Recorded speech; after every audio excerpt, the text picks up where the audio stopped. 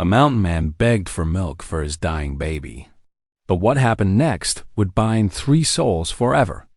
Winter's fury raged across the high country, snow whipping like knives through the air. In his arms, a fever-flushed infant, her cries growing weaker with every breath. He stumbled into a room of cold stairs, desperate for mercy. Then, against every sneer, against every whisper, a young woman, long mocked for her size, rose from the shadows. She didn't just give the child milk, she gave her life. But in a town where lawmen traded truth for politics and the government claimed rights to the child's very blood, one act of compassion sparked a dangerous ruse, a lie that could save the baby or destroy them all. When the snow settles, who will keep the child? And what price will be paid for love in a land where mercy is rarer than gold? Before we dive in, drop your name or city in the comments. It reminds me that behind every view is a real heartbeat. The wind howled like a wounded beast against the saloon's weathered walls. Snowflakes swirled through the doorway as Caleb stumbled in, his broad shoulders hunched against the cold. The bundle in his arms stirred weakly, and a tiny whimper emerged from beneath the threadbare quilt god. The usual evening crowd of miners and cattlemen looked up from their cards and whiskey, scowling at the bitter draft that followed the stranger. Lamplight caught the ice crystals in Caleb's dark beard, and his boots left wet prints on the rough planks. His eyes, red-rimmed with exhaustion, scanned the room desperately. "Need milk," he rasped, his voice rough from the cold. "My girl, she's burning up. Won't make it till morning without something in her belly." He pulled back the quilt just enough to reveal a small face flushed with fever. Cruel laughter rippled through the room. "Ain't no milk cow in Larkspur this time of year," someone called out. "Try the next town, if you don't freeze first." In the corner near the pot-bellied stove, Annie Mae Cotter set down her mending and studied the scene before her. She saw how Caleb's arms trembled, not from the cold, but from hours of holding his precious burden. The baby's weak cries tugged at. Something deep in her heart thought without a word. Annie Mae stood up. Her plain calico dress rustled as she crossed the room, ignoring the sudden hush that fell over the crowd. She'd seen that same silence 100 times before when she walked into church, or down the street, or anywhere people could whisper about her size. But tonight, for the first time in her life, she was grateful for her ample figure. "Give her to me," she said softly, holding out her arms. Caleb hesitated, clutching his daughter closer. His eyes met Annie Mae's, searching for something. Mercy, perhaps, or trustworthiness. Whatever he saw there made him nod once, slowly. "She's all I got left," he whispered, gently transferring the bundle to Annie Mae's waiting arms. The baby felt light as a feather, too light for her age, which Annie Mae guessed to be about 4 months. Without hesitation, she settled into the chair nearest the stove and began to unbutton her bodice. A few men made crude noises, but one sharp look from Caleb silenced them. Annie Mae's cheeks burned, but she kept her head high as she guided the infant to her breast. The baby latched on immediately, her desperate hunger apparent in every urgent movement. Gradually, the tiny body relaxed as warmth and nourishment began to flow. Caleb sank to his knees beside the chair, one rough hand resting on his daughter's blanket. The firelight caught the gleam of tears in his eyes, though they didn't fall. "Names." "Caleb Rourke," he said quietly, his voice thick with gratitude. "This here's Sarah."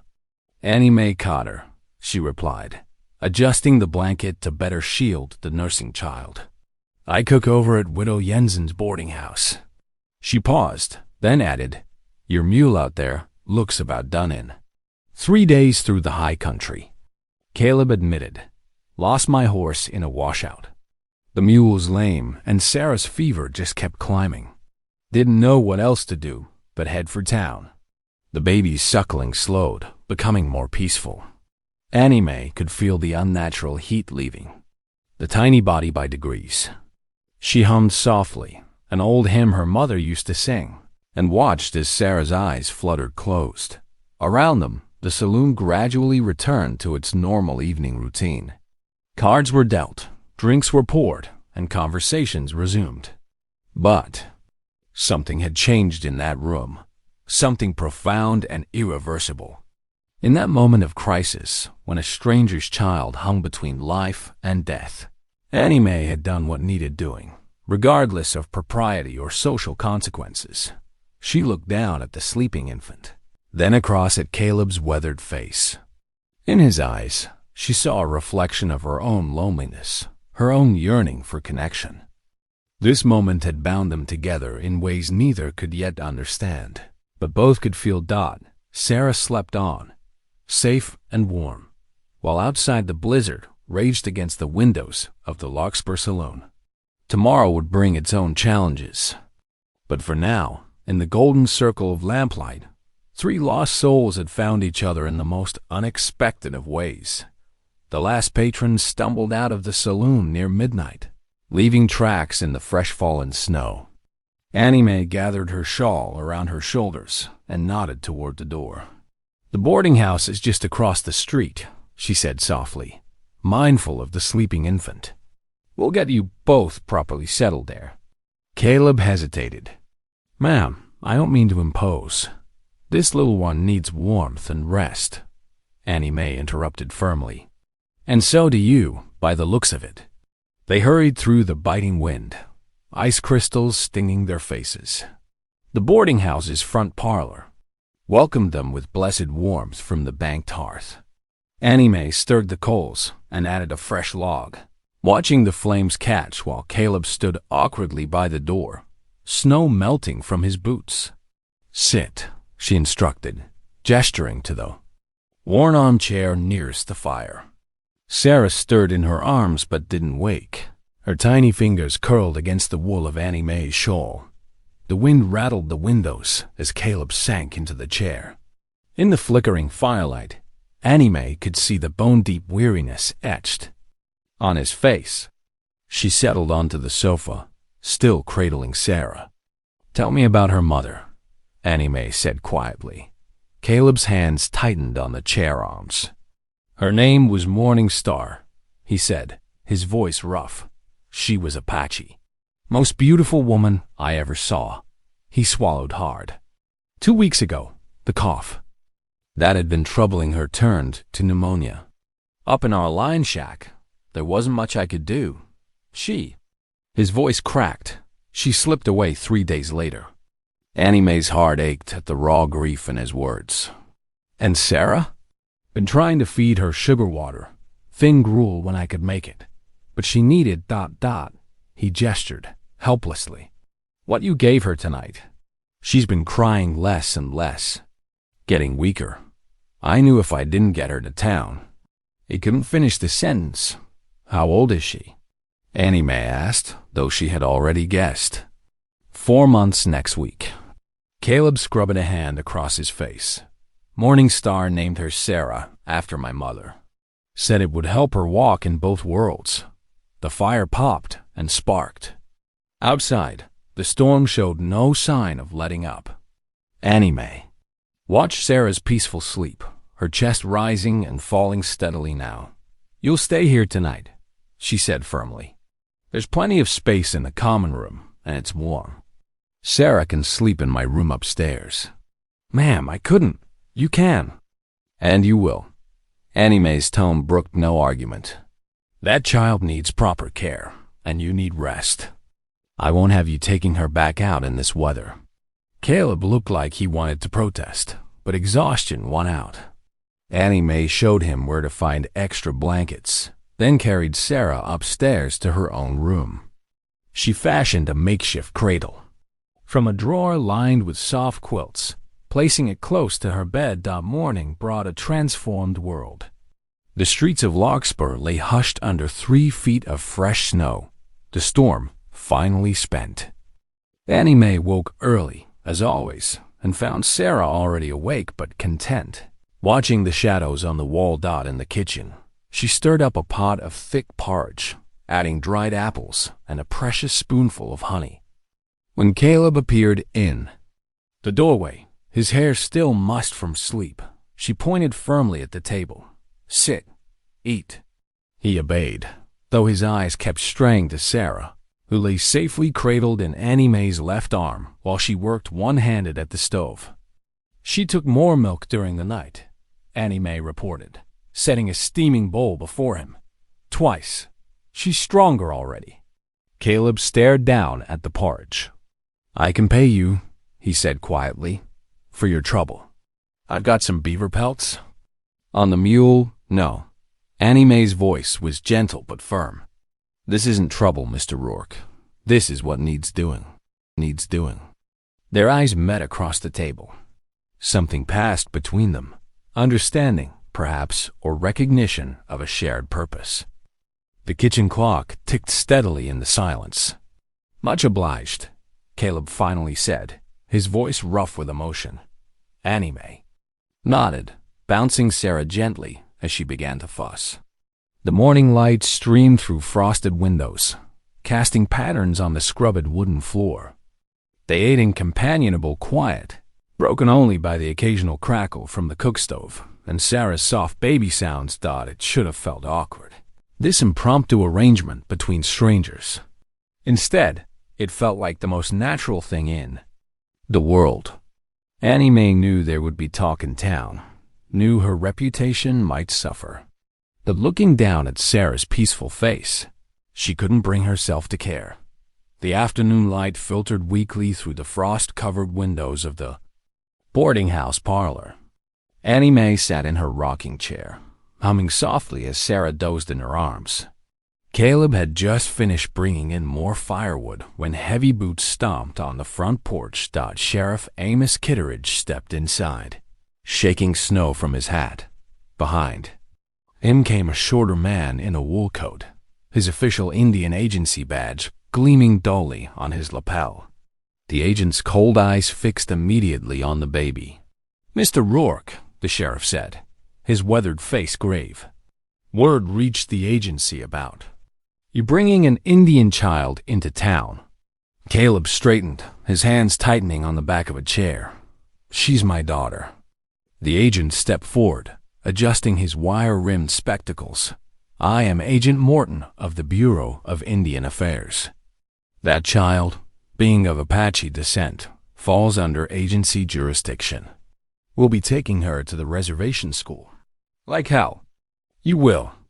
Caleb's voice was dangerous and low. Annie Mae clutched Sarah closer, her heart pounding. The baby stirred, making small sounds of protest at the tension in the room. "Now, Caleb," Sheriff Kitteridge said, spreading his hands. "Let's keep calm here. Agent Morton is just doing his job." "My job," Morton cut in, "is to ensure these savage-born children are properly civilized. Without proper documentation of marriage or birth, you have no legal claim to this infant." "She's my flesh and blood," Caleb growled. "Her mother named her Sarah before she died. She's staying with me." The sheriff shifted uncomfortably. "I'm sorry, Caleb. Without papers, I can't stop them. The law's clear on this." "We'll return at first light to collect the child," Morton declared, making a note in his small leather book. "Have her ready." Annie Mae watched the color drain from Caleb's face. His eyes held the desperate look of a trapped animal, and she knew with terrible certainty what he was planning: to flee into the mountains with Sarah tonight, likely dying in the bitter cold. The words burst from her before she could think. "You can't take her. She's mine." All three men turned to stare at her. Sarah whimpered, and Annie Mae automatically began to rock her, her heart thundering in her chest. "What did you say?" Morton demanded. Annie Mae lifted her chin. "I'm her mother. I gave birth to her in secret, up at Caleb's line shack." "Miss Cotter," the sheriff said slowly, "that's a mighty serious claim." "It's the truth." The lie felt strange on her tongue, but she forced herself to meet their eyes. "I couldn't let anyone know, but she's mine." Morton's face reddened. This is preposterous. You expect us to believe. Well now, Sheriff Kitteridge interrupted. This does change things considerable. He gave Annie Mae a long look, then turned to the agent. If she's claiming to be the mother, you can't just take the child. Not without disproving it. She's obviously lying to protect him. Maybe so, the sheriff said mildly. But you'll need to verify things proper, like before making any moves. Wouldn't want word getting back to your superiors that you took a white woman's baby, now would you? Morton's mouth worked soundlessly for a moment. Finally, he snapped his notebook shut. I'll be checking into this. Birth records, doctor's visits, everything. If I find you're lying. He jabbed a finger at Annie Mae. You do that, she said softly, still rocking Sarah. The agent stormed out, letting in a blast of cold air. Sheriff Kitteridge lingered, looking between Annie Mae and Caleb with tired eyes. You two better know what you're doing, he said finally. Morton won't let this rest easy. After the door closed behind him, silence fell. Annie Mae could hear her own breathing, Sarah's gentle snuffling, the crack and pop of the fire. She couldn't bring herself to look at Caleb. Why? His voice was barely above a whisper. Because she needs her papa, Annie Mae said simply. And because what they're planning ain't right. You could go to jail for lying to federal agents. No, she finally met his eyes. But I couldn't let them take her. Not when ... She swallowed hard. Not when I can help. Caleb crossed the room in 3 long strides and knelt beside her chair. His rough hands gently touched Sarah's dark hair, then covered Annie Mae's where they cradled the baby. Thank you, he said hoarsely.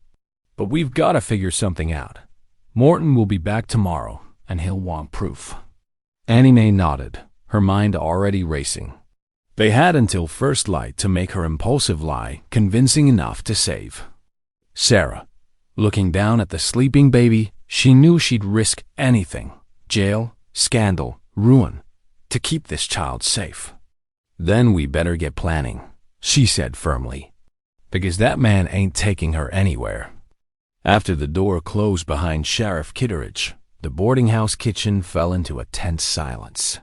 The late afternoon sun cast long shadows through the frosted windows as Annie Mae tucked Sarah into a makeshift cradle fashioned from a wooden vegetable crate lined with soft blankets. This won't work, Caleb said in a low voice, pacing the worn floorboards.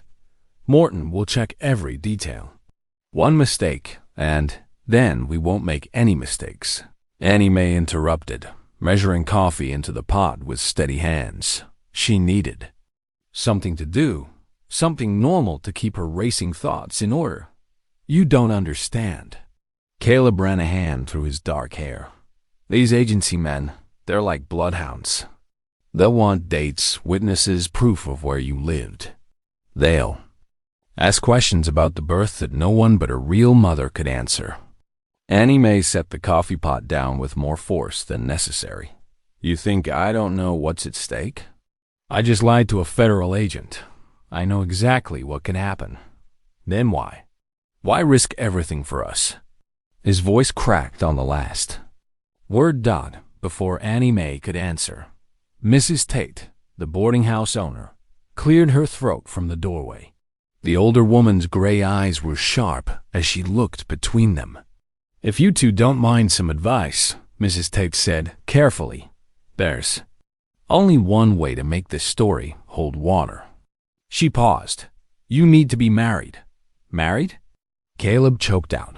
Think about it, Mrs. Tate continued. A respectable marriage would explain everything. Why the birth was kept quiet. Why you were up at that line shack. Why you're together now. No one would question it too deeply. Annie Mae's hands trembled as she poured 3 cups of coffee. She's right, she said softly. It's the only way anyone might believe us.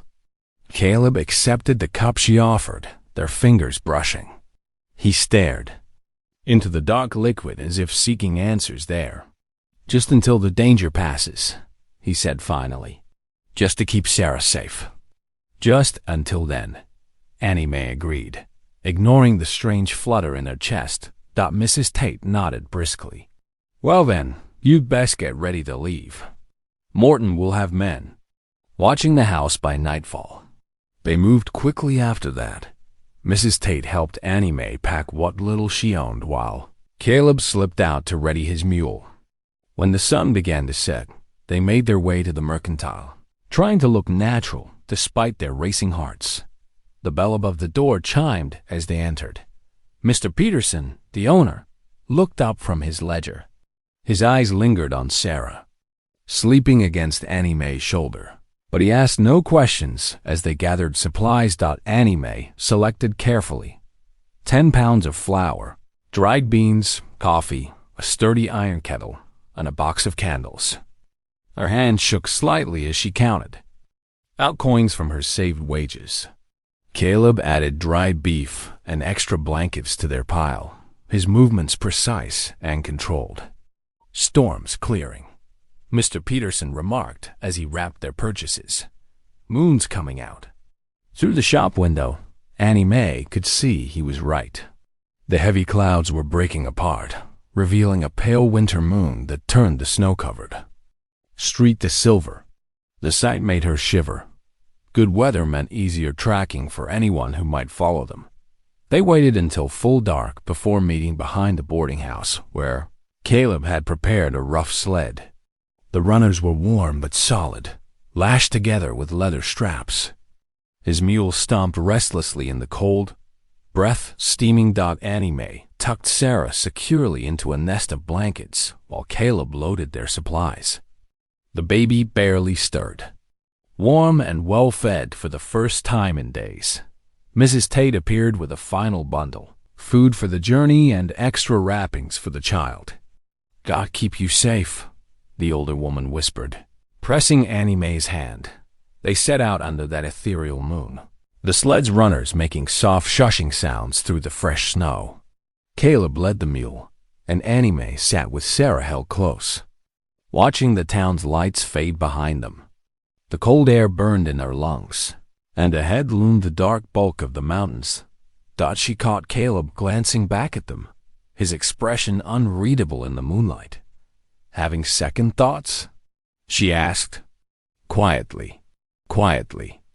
No, he said after a moment. You?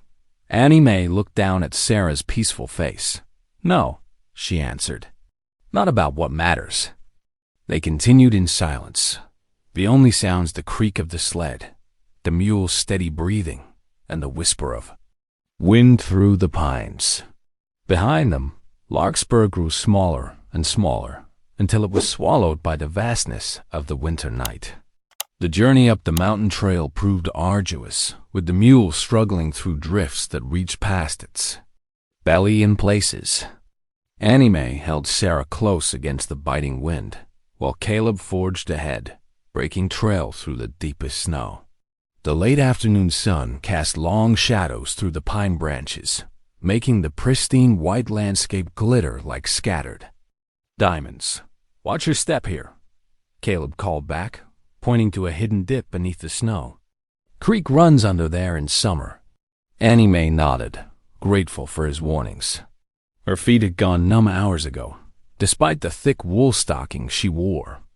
The cold seemed to seep through every layer of clothing, but Sarah, bundled against her chest, remained warm and content.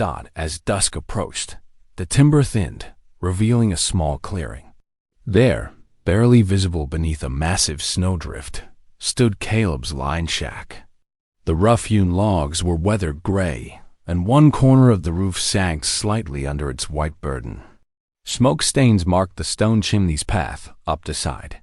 It ain't much, Caleb said quietly, leading the mule toward a lean-to shelter beside the cabin. But it's shelter. Annie Mae studied what would be her new home, her breath forming clouds in the fading light. It's standing, that's what matters. While Caleb unharnessed the mule and secured their supplies, Annie Mae carried Sarah inside. The cabin's interior was dark and bitter cold. A single window, its shutter hanging loose, letting the last rays of daylight. She could make out a narrow cot against one wall, a rough-built table with a single chair, and a cast-iron stove that dominated the small space. Caleb ducked through the door, carrying an armload of wood. Without a word, he set to work building a fire in the stove. Annie Mae unwrapped Sarah carefully, checking her tiny fingers and toes. The baby's skin was cool but not dangerously so. She rubbed Sarah's hands gently between her own, breathing warm air over them. "Fire's catching," Caleb said, feeding small splits of pine into the growing flames. "Should warm up quick enough." He moved to the window, examining the loose shutter. "Need to fix this before dark. Wind gets fierce up here." Annie Mae found their food supplies and set about preparing a simple meal. She filled their new kettle with snow to melt for water, then sorted through the dried beans they'd bought. The familiar tasks helped settle her nerves, gave her something to focus on besides the strangeness of her situation. The cabin gradually warmed as Caleb worked on the shutter, hammering it secure with nails he found in a rusted tin. The sound of his work mixed with the crackle of the fire and the soft bubbling of the beans cooking on the stove. Sarah dozed in her makeshift bed, a wooden crate padded with blankets that Annie Mae had placed near the stove's warmth dot outside. The light faded to purple dusk. Wind whispered through the pines, occasionally gusting strong enough to make the newly repaired shutter rattle. Caleb finished his work and came to stand by the stove, warming his hands. "Beans are almost ready," Annie Mae said, stirring the pot. "Found some salt pork and the supplies to flavor them." He nodded, then gathered 2 tin plates and spoons from a shelf. They sat down to their meal in silence, the firelight casting flickering shadows on the log walls. Annie Mae couldn't help but notice how the light softened Caleb's weathered features, making him look younger, less hardened by grief and solitude. The beans were plain but filling, and they both ate hungrily after the long day's journey. Sarah woke briefly for nursing, then drifted back to sleep, her tiny fist curled against Annie Mae's chest. The domesticity of the moment felt both strange and somehow right, as if they'd shared meals this way before. When the dishes were cleaned and put away, Caleb spread his bedroll on the floor near the stove. Annie Mae settled onto the cot with Sarah, wrapping them both in the quilts they'd brought. The fire's glow painted orange patterns on the ceiling as she lay there, listening to the wind's mournful song through the trees. Somewhere in the darkness, a wolf howled, a long, lonely sound that made Annie Mae pull Sarah closer. Another wolf answered from a different direction, their wild voices echoing off the mountainsides. She glanced at Caleb's shape on the floor, saw him stir at the sound. "They won't come near," he said softly, as if reading her thoughts. "Not with the fire burning." Annie Mae nodded in the darkness, though she knew he couldn't see it. The wolves called once more before falling silent, leaving only the wind's whisper and the pop of burning wood to fill the night. Despite the strange surroundings and the uncertainty of their situation, exhaustion soon pulled her toward sleep. The last thing she remembered was Sarah's warm weight against her side and the steady sound of Caleb's breathing from his place on the floor. Dawn crept over the mountain peaks, painting the snow-laden branches with fingers of pale gold. Inside the line shack, Annie Mae stirred at the sound of Caleb moving about, already stoking the stove's dying embers. The bitter mountain cold had settled deep in the cabin overnight, making her pull the quilts tighter around Sarah. "Need to teach you about kindling," Caleb said, his breath visible in the frigid air. "Can't always count on me being here to start the morning fire." Annie Mae nodded, carefully laying Sarah in the wooden crate they'd padded with blankets. The baby cooed, reaching up to catch the dust motes dancing in the thin sunlight streaming through the window. Outside, frost sparkled on every surface. Caleb led Annie Mae to a stack of logs behind the cabin, demonstrating how to split smaller pieces into kindling with his hatchet. See how the grain runs? Follow that with the blade. Less force, more control. Annie Mae took the hatchet. Its worn handle smooth against her palm. Her first few strikes went wide, but she soon found the rhythm. The wood split cleanly, adding to their pile of starter pieces. "You're a quick study," Caleb remarked, something like approval in his voice. "Seems to me surviving up here means learning fast," she replied, gathering an armful of kindling. Back inside, Sarah watched them from her makeshift cradle, gurgling happily as Annie Mae organized their meager supplies. She found Caleb's spare shirt hanging from a peg, its sleeve torn at the shoulder. "I can mend that," she offered, already reaching for her sewing kit. The familiar motion of needle and thread gave her hands purpose while she surveyed their pantry. Beans, flour, coffee, and dried meat arranged on rough-hewn shelves. Near midday, Caleb announced he needed to check his trap line. "Creek's not far," he said, pulling 2 pairs of snowshoes from beneath his cot. "Might be something worth bringing home." Annie Mae eyed the unfamiliar snowshoes with uncertainty. Never used those before. Like everything else, just takes practice. He showed her how to secure the leather bindings around her boots.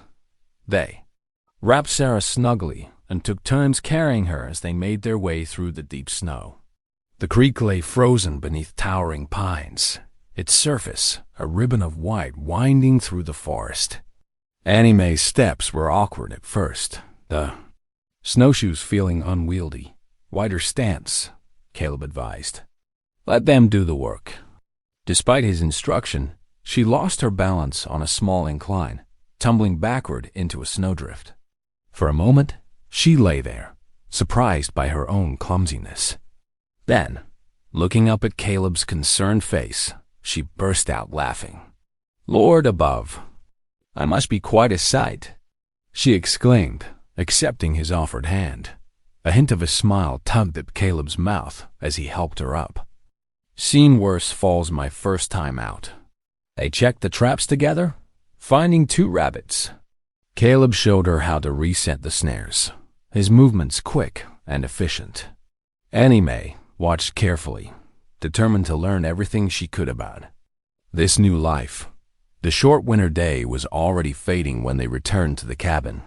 While Caleb skinned the rabbits, Annie Mae set about making a stew, adding dried vegetables and the last of their salt pork to the pot. Sarah dozed, then woke hungry, demanding attention with tiny fists raised. The cabin filled with the rich aroma of cooking meat as evening settled in. They ate by lamplight, the stew warming them after the long day outside. Sarah sat in Annie Mae's lap, her small hands gripping Annie Mae's finger as she practiced standing on wobbly legs. Caleb watched them, something shifting in his expression. The haunted look that had shadowed his eyes since they'd met seemed to soften. For the first time since his wife's death, the crushing weight of grief lifted slightly, making room for something that felt almost like peace. "She's getting stronger," Annie Mae said softly, supporting Sarah as she bounced excitedly. "Thanks to you," Caleb replied, his voice rough with emotion. They sat in comfortable silence as the fire crackled in the stove, each lost in their own thoughts about the strange circumstances that had brought them together. Outside, the wind whispered through the pines, and somewhere in the distance, an owl called into the gathering night. A week of shared routines had settled over the line shack when Sunday dawned clear and cold. Annie Mae bundled Sarah in her warmest blankets, while Caleb hitched the mule to their small sled.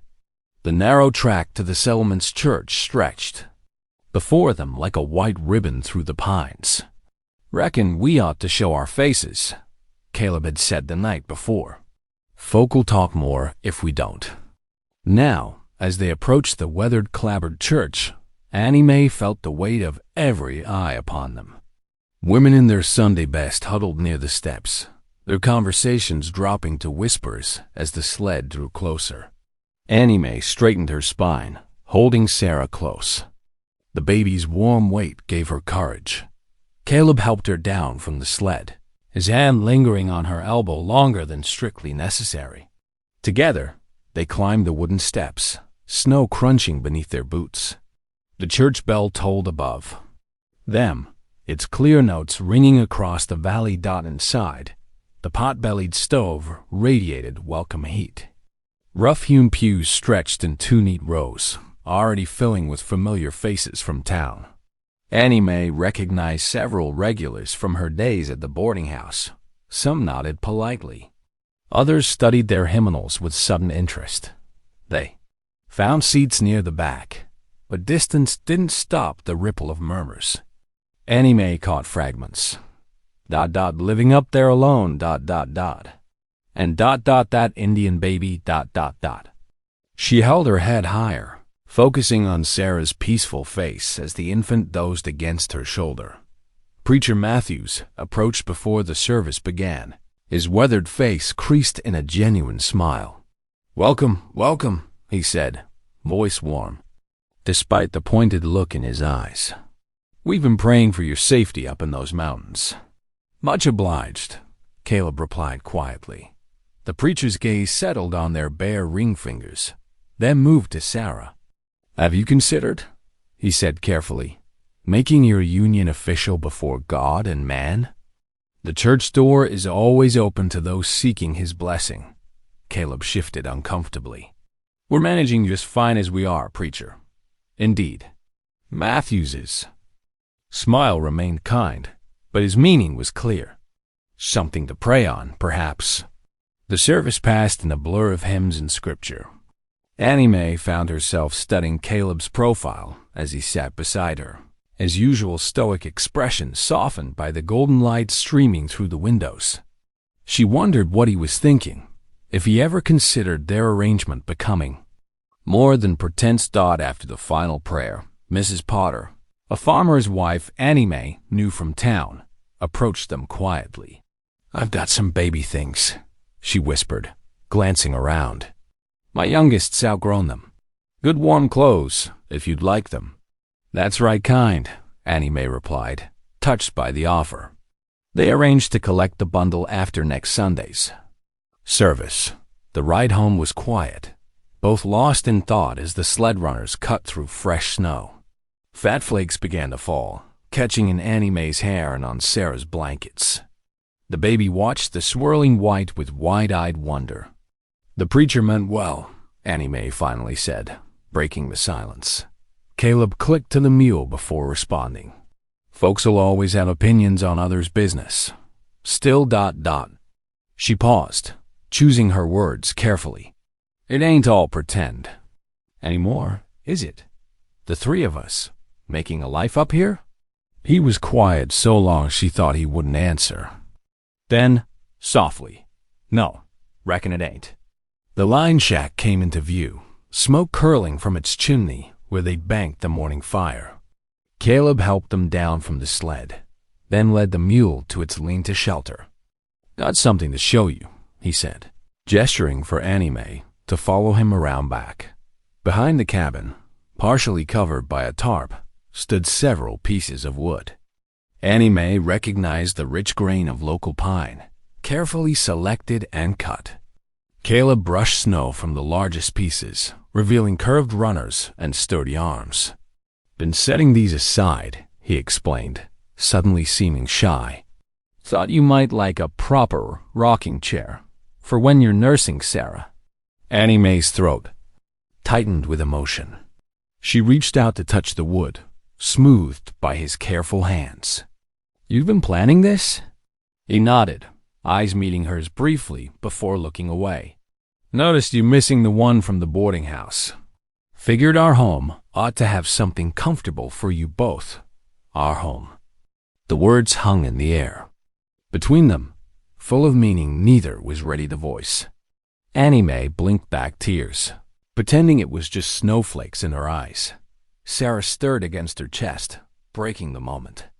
"We'd best get inside before she catches cold," Annie Mae said softly. Caleb gathered the wood, carrying it to his workbench by the stove. As he arranged his tools, Annie Mae watched him, thinking of the preacher's words and Mrs. Potter's kindness. Perhaps their neighbors saw something true beneath their pretense, a family taking shape. As natural as snow falling or spring following winter. The mountain days settled into a gentle rhythm as January deepened. Each morning, Annie Mae woke to find Caleb had already stoked the fire, the cabin warm against the persistent cold.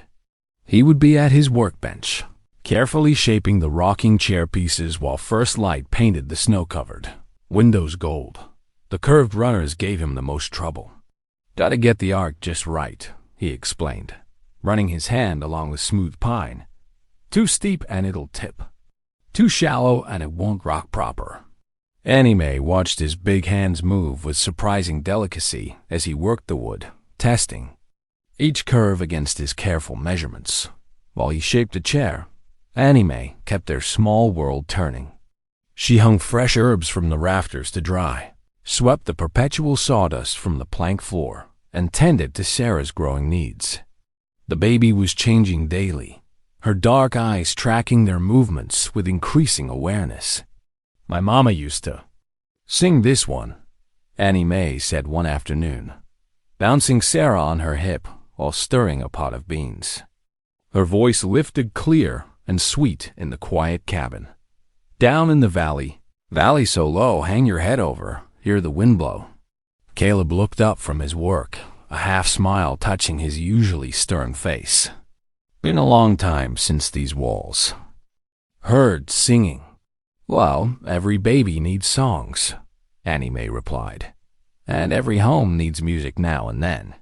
One morning, while snow fell in thick curtains outside, Annie Mae decided to teach Caleb her mother's cornbread recipe.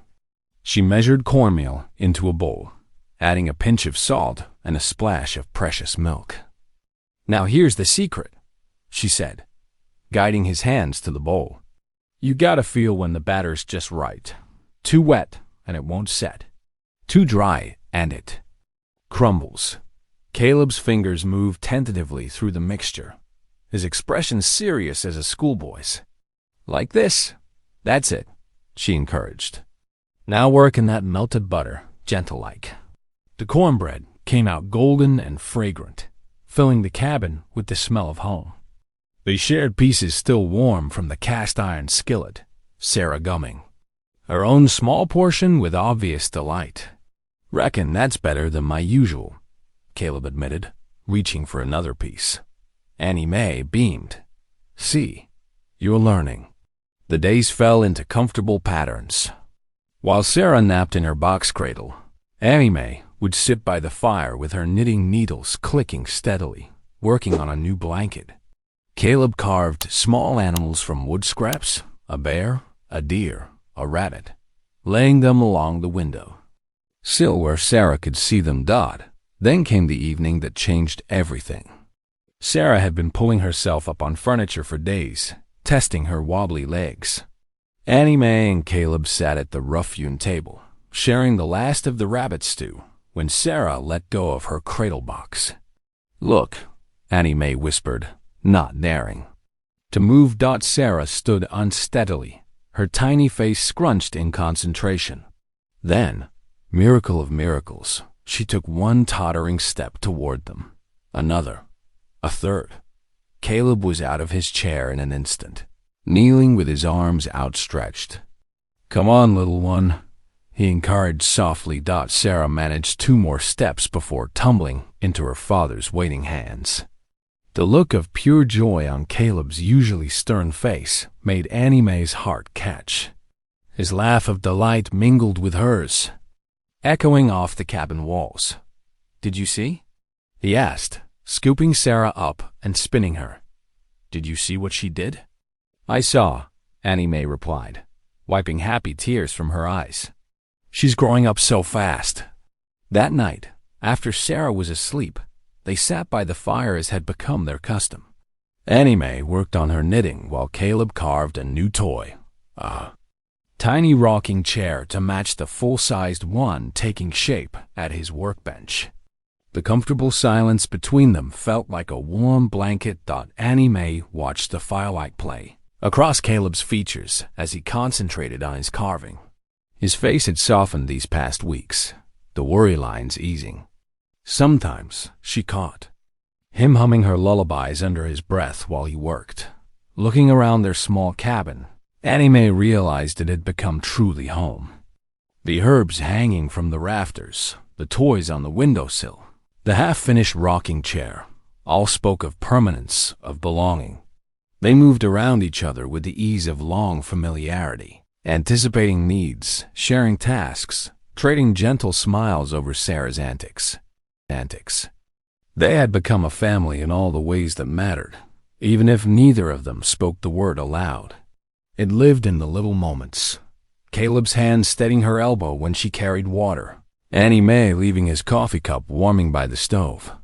Both of them rushing to catch Sarah when she wobbled. It was there in shared meals and shared laughter, in quiet evenings and busy mornings, in the thousand small kindnesses that made up their days. The fire crackled softly, casting dancing shadows on the walls. Outside, snow continued to fall, but inside their small cabin, warmth and contentment reigned. This, Annie Mae thought as she watched Caleb blow sawdust from his carving. This was what home felt like. The afternoon sun cast long shadows across the snow-covered clearing when Annie Mae first heard it, the distant crunch of wheels breaking through crusty drifts. She stood at the cabin window, dish towel frozen in her hands, straining to listen. Caleb looked up from where he worked on the rocking chair, his expression darkening as the sound grew clearer. "Might be traitors," Annie Mae said hopefully, but her voice quavered. Sarah played contentedly on a quilt near the fire, stacking wooden blocks Caleb had carved for her. The crunch of wheels grew louder, accompanied now by the jingle of harness and the muffled thud of horse hooves in deep snow. Caleb moved to the window, his shoulder brushing Annie Mae's as he peered out. His body tensed. "Government wagon," he said quietly. "Two riders with rifles." Annie Mae's heart stumbled in her chest. She hurried to scoop Sarah up, holding her close as the baby squirmed, and reached for her blocks. Caleb's hand brushed Annie Mae's shoulder briefly before he moved to the door, squaring his shoulders. The wagon pulled into the clearing, its green paint stark against the white landscape. Two mounted men in heavy coats flanked it, rifle stocks visible against their saddles. The Indian agent stepped down from the wagon seat, his polished boots sinking into the snow. Papers protruded from his coat pocket as he approached the cabin. Caleb opened the door before the agent could knock. Cold air swept in, making the fire flutter. "Mr. Rourke," the agent said crisply. "Mrs. Cotter, I trust you know why I'm here." "We've done nothing wrong," Annie Mae said, her arms tightening around Sarah. The agent pulled the papers from his pocket, unfolding them with deliberate care. "I have here a formal complaint of kidnapping against Mr. Rourke and charges of false testimony. Against you, Mrs. Cotter, if that is indeed your name." "That's my baby," Annie Mae insisted, but her voice trembled. "The child's Apache grandmother has filed for custody," the agent continued, as if Annie Mae hadn't spoken. "She has a legal right to claim her granddaughter. The territory court has ordered the child be placed in agency custody immediately." Caleb's jaw tightened, a muscle working in his cheek. "Sarah's my daughter. Her mother wanted her raised with me. Your marriage to the deceased was never legally recognized," the agent said coldly. "You have no paternal rights under territory law. The child belongs with her mother's people." "She belongs here," Annie Mae broke in, her voice stronger now. "With us. We're her family." The agent's lips thinned. "Your deception only makes matters worse, Mrs. Cotter. Lying to a federal official is a serious offense. You could face imprisonment." Sarah began to fuss, perhaps sensing the tension in the room. Annie Mae bounced her gently, humming softly until the baby quieted. Her knuckles were white where they gripped Sarah's dress. "I am authorized to use whatever force necessary to retrieve the child," the agent said, nodding toward his armed escorts. "However, I prefer to handle this civilly. You have 24 hours to prepare the child and her belongings. I will return tomorrow at this time. Please," Annie Mae whispered. "She needs us." The agent ignored her plea, turning back toward his wagon. At the door, he paused. 24 hours. I suggest you use them wisely." They watched in heavy silence as the wagon turned laboriously in the snow, the armed men falling in behind it. The crunch of wheels gradually faded, leaving only the soft pop of the fire and Sarah's quiet babbling. Annie Mae sank into Caleb's half-finished rocking chair, her legs weak. Sarah reached up to pat her face, unaware of how their world was crumbling. Caleb stood at the window long after the wagon disappeared, his shoulders rigid with tension. "What are we going to do?" Annie Mae finally asked, her voice barely above a whisper. Caleb turned from the window, his face carved in harsh lines of worry and anger. "I won't let them take her. They'll arrest you. Both of us. Don't matter." His voice was rough. "I promised. Her mother, I keep her safe. Promised to raise her proper, with love." Annie Mae looked down at Sarah, memorizing the curve of her cheek, the way her dark eyes sparkled when she smiled. The baby had become her whole heart these past weeks. The thought of losing her made breathing difficult. 24 hours, she said softly, more to herself than Caleb did outside. The sun slipped behind the mountains, painting the snow in shades of purple and gold. Inside the cabin, tension hung heavy in the cold air, thick enough to touch. Sarah yawned and snuggled against Annie Mae's chest, unaware that everything was about to change.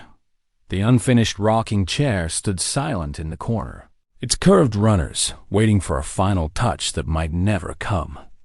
Annie Mae held Sarah closer, feeling the precious weight of her, the sweet baby smell of her hair. Caleb's hands clenched and unclenched at his sides as he stared into the deepening dusk. They had 24 hours to decide their future, and Sarah's. The lantern cast flickering shadows on the cabin walls as night settled in. Sarah slept peacefully in her box cradle, one tiny fist curled near her chin. Annie Mae tucked the blanket closer around the baby's shoulders, her heart aching with each gentle rise and fall of Sarah's chest. Caleb paced the small space, his boots making soft thuds against the wooden floor. The sound reminded Annie Mae of a caged mountain lion she'd once seen in a traveling show, restless, dangerous, desperate for escape. "We could petition the territorial court," Caleb said, running a hand through his hair. "Show them we're providing a good home."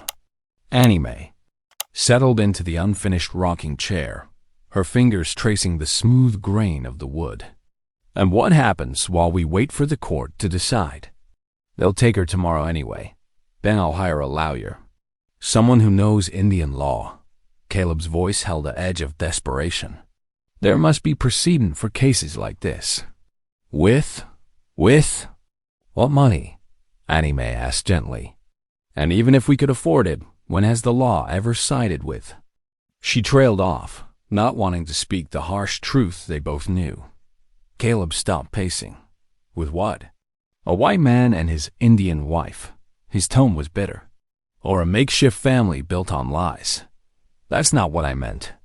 Annie Mae twisted her hands in her lap. Maybe we need to think about what's best for Sarah. What's best is keeping my promise to her mother." Caleb's voice rose sharply. He slammed his palm against the table, making the lantern jump. "She's all I have left." Sarah stirred at the noise, but didn't wake. Annie Mae waited until she settled before speaking, her voice barely above a whisper. "She's all I have now, too." The words hung in the air between them. Caleb's shoulders slumped as he sank into a chair across from Annie Mae. The lantern light softened his features, revealing the worry lines etched around his eyes. Her grandmother, Anime said carefully. She might be able to give Sarah things we can't. Teaching her about her mother's people, their ways. I know their ways, Caleb interrupted. Marie taught me. I can pass that on. But it's not the same as having family, real blood kin. Anime's chest tightened at the words. Someone who knew her mother, who can tell her stories. Caleb was quiet for a long moment, staring at his hands on the table. When he spoke, his voice was rough with emotion. Marie wanted her raised here, in the mountains, where she could know both worlds. Then maybe there's a way. Anime leaned forward, hope threading through her words. Before we decide anything, before we just give up, what if we meet with her grandmother? Caleb's head snapped up. What? Think about it, Anime pressed on. She's Sarah's family too. She must love her just as much as we do. Maybe if we talk to her, show her how well Sarah's doing here. The agent won't allow it. We don't need his permission to talk to family. Anime's voice grew stronger. If we're gonna fight this, shouldn't we at least know who we're fighting against? Or maybe ... double quotes. She hesitated. Maybe we'll find. We're not enemies at all. The fire popped in the silence that followed. Sarah made a soft sound in her sleep, and both adults turned instinctively toward the cradle. Anime watched Caleb's face as he looked at his daughter, saw the conflict warring in his expression. Marie always said her mother was a wise woman, he said finally. Stubborn as a mule, but fair. Then let's meet her. Before tomorrow. Anime stood and moved to the cradle, touching Sarah's dark curls. We can show her this isn't about taking sides. It's about what's best for Sarah. Caleb joined her by the cradle, his arm brushing against hers. The touch sent warmth through Anime despite the night's chill. And if she still wants to take her, then at least we'll have tried. Anime turned to face him. But I won't give up without fighting. Not any more than you will. A ghost of a smile touched Caleb's lips. Reckon you're right about that. They stood together in the lantern light, watching Sarah sleep. The baby's peaceful breathing filled the quiet cabin, a reminder of everything at stake. Outside, an owl called into the darkness, its cry echoing off the snow-covered peaks. First light, Caleb said finally. We'll head to the agency at first light. Together. Anime nodded, feeling stronger than she had since the wagon's arrival. Whatever came next, they would face it as a family, however makeshift, however fragile that family might be. The lantern flame guttered low as the night deepened. But for the first time since the agent's visit, hope flickered alongside it. Small but steady as a winter star. Dawn brought bitter cold and a sky like hammered steel. Anime wrapped Sarah in every blanket they owned, leaving just her small face visible above the bundle. The baby's dark eyes watched them preparations with unusual quiet, as if sensing the gravity of the day ahead. Caleb hitched the mule to their small sled with stiff fingers. His movements were precise but tense, each motion carrying the weight of what lay ahead. The harness creaked in the frozen air as he checked the buckles twice, then 3 times. She's warm enough? He asked, glancing at the bundle in Anime's arms. Got her wrapped up good and proper. Anime adjusted the wool scarf around Sarah's face. Even put that rabbit fur liner in her cap like you showed me. The baby reached up with one mittened hand, trying to grab Anime's nose. The simple gesture made both adults pause, sharing a look heavy with unspoken fears. Sarah had become the heart of their makeshift family, binding them together like frost cementing stones. The journey to the army post took 3 hours through deep snow. The mule picked its way carefully along the rutted track, steam puffing from its nostrils. Anime held Sarah close in the sled, singing soft lullabies when the baby grew restless. Caleb walked alongside, one hand on the reins, his eyes constantly scanning the white-draped wilderness. They passed scattered homesteads and logging camps, thin streams of smoke rising straight up in the still air. Sarah began to fuss as they approached the army post, her small face scrunching up with displeasure. "Hush now, little one," Annie Mae murmured, bouncing her gently. "We're almost there." The post was a collection of long buildings surrounded by a wooden palisade. A bored-looking sergeant directed them to a squat structure near the center. Inside, a pot-bellied stove radiated welcome heat, but the room was spare, just a scarred table and few straight-back chairs. Annie Mae settled into one chair, keeping Sarah on her lap. The baby immediately reached for the wooden table edge, practicing her newfound standing skills. Caleb remained standing, his hand resting on the back of Annie Mae's chair. The door opened with a blast of cold air. Nadina entered like a queen, her silver hair bound in traditional style, her bearing proud despite the Western dress she wore. Her face was lined with years and wisdom, but her dark eyes were sharp as obsidian. She carried herself with the dignity of one who had survived much and refused to be broken by any of it. For a long moment, she simply stood there, studying them. Her gaze moved from Caleb to Annie Mae, then fixed on Sarah. The baby stared back with solemn curiosity. "She has her mother's eyes," Nadina said finally. Her voice was deep and measured, with only a slight accent. "Marie's spirit looks out through them." Caleb's hand tightened on the chair. "Yes, ma'am, that she does." Nadina moved closer, her steps deliberate. "Tell me how you care for my granddaughter." Annie Mae straightened in her chair, drawing strength from Sarah's warm weight. In her lap. "We keep her warm, ma'am. Feed her regular milk and soft porridge now that she's taking to solid food. She's got 2 new teeth coming in, and when she is sick." Nadina's tone was neutral, but her eyes were penetrating. "There was a fever last week," Annie Mae admitted.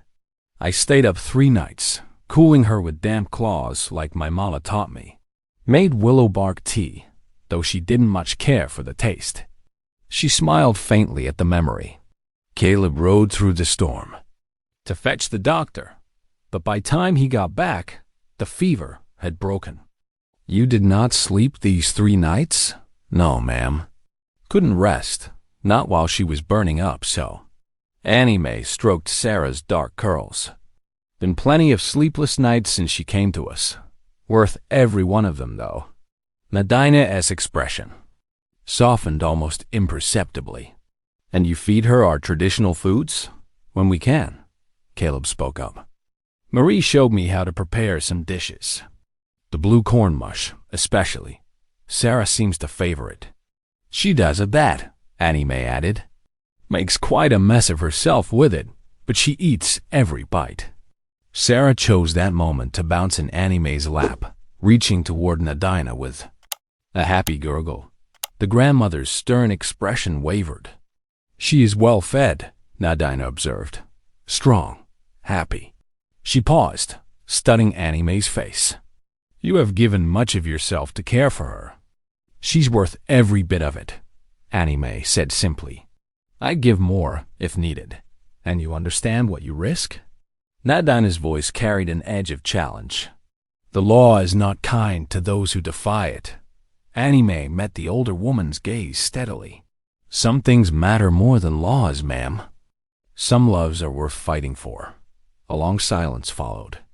Nadina moved to the window, gazing out at the snow-covered parade ground. Sarah babbled softly, playing with the buttons on Annie Mae's coat while Caleb stood like a statue, barely. Breathing dark, Nadina turned from the window, her shawl rustling softly in the quiet room. "May I hold her?"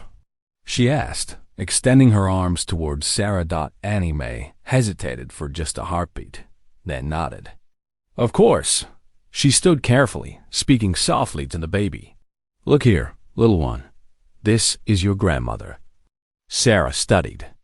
Nadina's face was serious dark eyes as Annie Mae transferred her into the elder's arms. The baby reached up to touch the silver hair, then the turquoise necklace that gleamed at Nada's throat. After a moment of solemn inspection, Sarah settled against her grandmother's shoulder. Small fingers curling into the soft wool of her shawl. Nadina's stern expression gentled as she swayed slightly.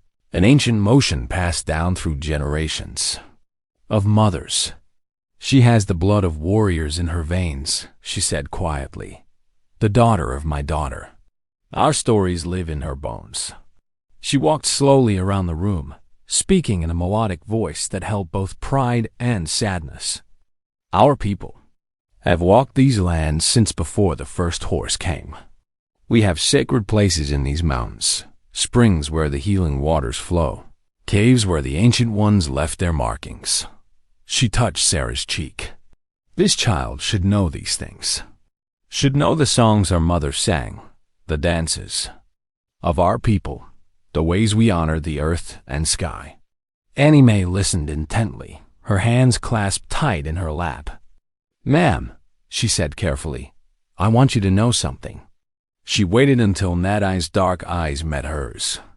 If we're allowed to keep her, I give you my word, my solemn promise, that we'll never try to make her forget who she is, where she comes from. Caleb moved to stand beside Annie Mae's chair, his presence steady and supportive. Marie taught me some of your ways, he added. I'd be grateful if you'd teach us more, so we can pass them on true. Nadina studied them both, her expression thoughtful. Sarah had dozed off against her shoulder, one small hand still clutching the shawl. The room was quiet except for the pop and crackle of the wood stove.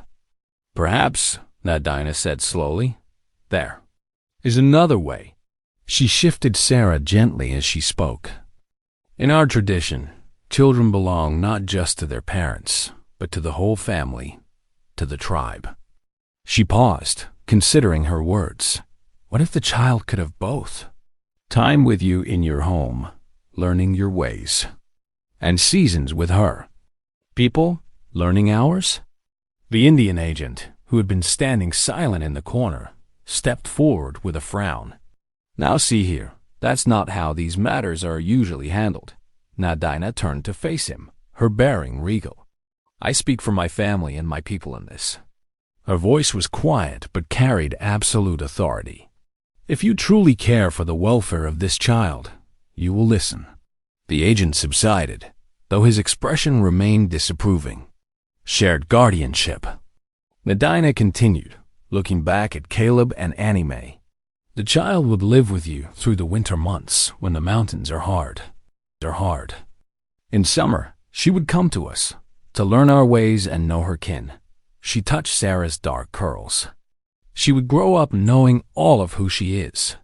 Annie Mae's eyes filled with tears of relief. You do that? Let us keep her part of the year?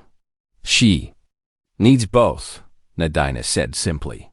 The love you have shown her, the home you have made, these are good things. But she also needs her people's wisdom, our stories, our ways. She smiled slightly. I think perhaps you both could learn from us as well. Caleb's voice was rough with emotion. We'd be honored, ma'am. The agent cleared his throat. This is highly irregular. The paperwork alone, then make new paperwork. Nadina said firmly, times are changing. The old ways of forcing children to be only one thing or another, these must change too. She walked over to Annie Mae and carefully transferred the sleeping Sarah back to her arms. What matters is the child's heart, not the papers you write. Annie Mae cradled Sarah close, joy and gratitude shining in her face. Thank you, she whispered. Thank you for understanding. Caleb stepped forward and formally extended his hand to Nadina. We'll make sure she knows how fortunate she is to have such a wise grandmother. Nadina clasped his hand, then reached out to touch Annie Mae's shoulder. We are all her family now, she said. Different as the eagle and the wolf, but each with our own gifts to give her. She turned to the agent. Now, you will help us make this right on paper, yes? Relief washed over the room like a cool breeze. Sarah slept on, unaware that her future had just been secured by the love of two families, bridging two worlds. Outside, the winter sun broke through the clouds, casting long shadows across the snow-covered parade ground. The wagon wheels creaked through fresh snow as they made their way back to Larkspur, Nadina sitting dignified beside Annie Mae while Caleb drove. Sarah slept peacefully, wrapped in a new blanket her grandmother had brought. Deep red wool with intricate beadwork along the edges. Word of their return spread quickly through town. Ladies peered from shop windows, and men paused their work to watch the unusual procession. The preacher met them at the boarding house steps, his breath frosting in the cold air. "I hear congratulations are in order," he said warmly, "for both the custody arrangement and—" He paused meaningfully. "The wedding I'll be performing this Sunday?" Annie Mae felt her cheeks warm despite the chill. They hadn't even discussed it yet, but somehow the town had decided their future. Caleb shifted uncomfortably beside her. That evening, after Nadina retired to her room at the boarding house, Caleb and Annie Mae sat by the kitchen fire. Sarah played on a quilt nearby, stacking wooden blocks Nadina had carved for her. "About Sunday," Caleb began, his voice rough. He stared into the flames, fingers working nervously at his sleeve. "I reckon we ought to talk about it." Annie Mae's hands stilled in her lap. "I suppose we should." "Thing is," Caleb said slowly, "I don't want it to be just for show anymore." He turned to face her, his eyes serious in the firelight. "These past weeks, watching you with Sarah, seeing how you fight for her, for us ... double quotes."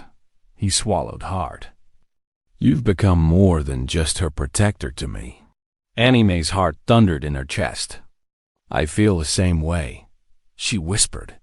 Snow began falling the next morning, big soft flakes that turned the world white and clean. The small church filled with curious townsfolk and a few friendly faces.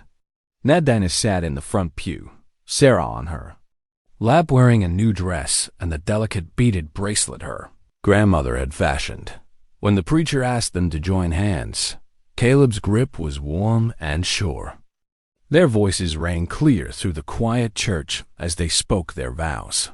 Not just legal words now, but promises from their hearts. As the preacher pronounced them man and wife, Sarah let out a happy squeal, making everyone laugh. Annie Mae felt tears of joy on her cheeks as Caleb kissed her, sealing their commitment to each other and their precious daughter.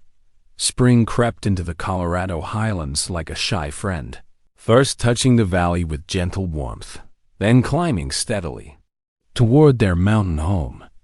The snow retreated in patches, revealing tender green shoots beneath Dot behind their snug cabin.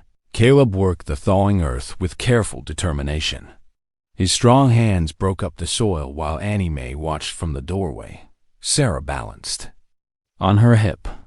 "Reckon we'll have us some proper vegetables come summer," he called over his shoulder, marking out neat rows for potatoes, carrots, and beans. Dot inside the rocking chair Caleb had crafted through those long winter evenings stood proud by the hearth. Annie Mae settled them most evenings, Sarah drowsy against her chest as she hummed the lullabies she'd learned from both her own mother and Nadina. The smooth, worn runners glided back and forth across the plank floor, a rhythm as steady as her love for this unexpected family. Nadina's visits brought new life to their home. She appeared regularly, her tall figure emerging from the tree line carrying baskets of dried herbs, colorful beads, and stories as ancient as the mountains themselves. She taught Sarah words in her mother's tongue, showed Annie Mae how to weave medicine into food, and shared knowing smiles with Caleb when the child did something that reminded them of his late wife. Sarah thrived under the attention of her three parents. Her dark eyes sparkled as she wobbled between them, small hands reaching first for Nadina's silver hair, then for Annie Mae's apron strings, then for Caleb's rough fingers. Her laughter echoed off the cabin walls, a sound that healed old wounds and bridged ancient divides. The town's whispers about the big girl from the boarding house had faded into respectful nods. Annie Mae had found her place, not just as a wife and mother, but as someone who helped weave together two worlds that had long stood apart. As the sun painted the snow-capped peaks in shades of gold and pink, Caleb and Annie Mae stood in their doorway.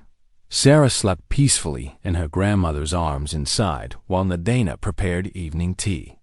Caleb's hand found Annie Mae's, squeezing gently. "That blizzard last winter," he said softly, "was the best thing that ever happened to us."